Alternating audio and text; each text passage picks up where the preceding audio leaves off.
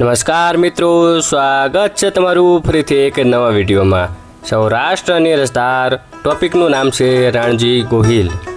ઊંચી ભેખડો ઉપર ઊંચો કોટ ઊભો છે અને એને ડાબે જમણે પડકે બે નદીઓ ચાલી જાય છે। કિલ્લાને વીંટી વળીને તરત જ્યાં બે નદીઓ ભેળી થાય છે ત્યાં પહોળો પટ જામી પડે છે। નદીની ઉપર વાંચે આથમણી દિશાના આઘા ઝાડવા વચ્ચે રોજ જ્યારે રંજો રડતી હોય, કંકુડા ઢોળાતા હોય, માથે સાંદો અને ચાંદરણું નીતરતા હોય ત્યારે પણ કિલ્લો તો કોઈ ધૂંધળી મચ જેવો ધૂંધળા વર્ણો અને એકલવાયો જ પડીને ઊભો હોય છે।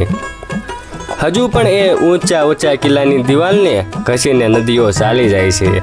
કિલ્લામાં નકશીદાર ગોખ કંડારેલા ને રાણીઓને નદીની ક્રીડા નિરખવા માટે ચોકીદાર ઓરડા બંધાવેલા છે। હજુ એક વાર એ રવેશમાં ઊભા રહીને નદીના પટ ઉપર સમી સાંજની પનિયારીઓને નિરખીએ, ગરાસિયાના ઘોડા ખેલતા ભાળીએ, જુવાનોની કુસ્તી જોઈએ, સારણોના છંદો અને કુમારિકાઓના વૃંદના રાસડા સાંભળીએ ત્યારે કાળ 600 વર્ષ પાછો ખસી જાય અને એ વિલાસી રાજા રાણજીના હાસ્ય કલોલ તથા રાણીઓના કરુણ રોણા કાને અથડાય છે। એ ગામ રાણપુર, એ બે નદીઓ સુખભાદર અને ગોમા, રાણજી ગોહિલે બંધાવેલો એ કિલ્લો, એ તે કિલ્લો કે ક્રીડા મહેલ। રાણજી વિલાસી હતો, કહે છે કે એને 84 રાણીઓ હતી। દિવસ રાત એ રણવાસમાં જ રહેતો અને કનૈયો કહેતા। બ્રાહ્મણોના ફુલાવ્યા એ રાજાને એવો નિયમ હતો કે કદી મુસલમાનનું મોં ન જોવું। એક દિવસ જૂનાગઢના દાતારની જાત્રા કરીને એક મહેમાન દોશી અને એનો દીકરો પાછા અમદાવાદ જતા હતા। રસ્તામાં મા દીકરો રાણપુર રાત રહ્યા। સવાર પડ્યું, રાજા પૂજા કરતા હતા તે વખતે નદીના બહોળા પટમાં એ દોશીના બેટાની બાંગ સંભળાઈ। બ્રાહ્મણોએ રાજાજીને સમજાવ્યું કે આ યવનના અવાજથી પૂજા ભ્રષ્ટ બની। રાજાને કુમતી સૂજી, એ બાળકનો શિરચ્છેદ કરાવ્યો। છોકરા વિનાની એ માતાએ અમદાવાદ જઈને સુધારાશુએ મહંમદ શાહ બેગડા પાસે વાત કહી। મહંમદ શાહે પોતાની ફોજ રાણપુરનો નાશ કરવા મોકલી દીધી। રાણપુર સમાચાર પહોંચ્યા કે સેના ચાલી આવે છે, પરંતુ રાજાને કોણ કહેવા જાય? દુર્મતીઓ રાજા તો રાણવાસમાં અહોરાત ગુલતાન કરે છે, બહારની દુનિયામાં ડોક્યું પણ કરતો નથી। સૌને બીક લાગે છે કે કહેવા જનાર જીવ તો પાછો નહીં નીકળે।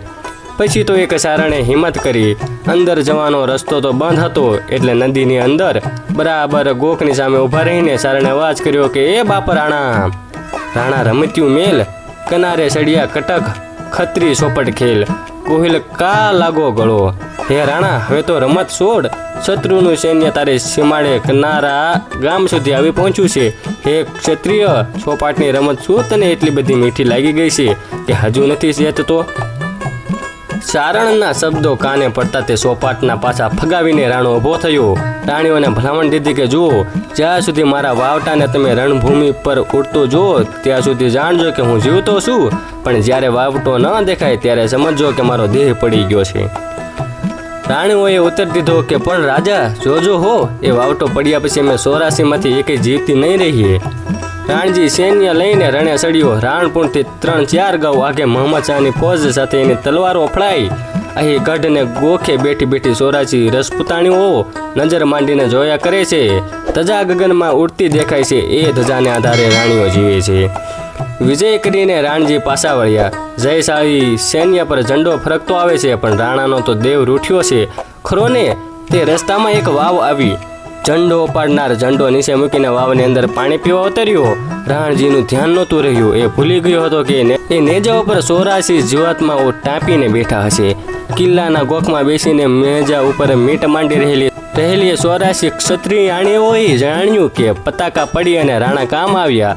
હવે હમણાં મુસલમાન આવી પહોંચશે। તમામ રાણીઓએ ધબોધબ ગઢના કૂવામાં પડીને પ્રાણ છોડ્યા।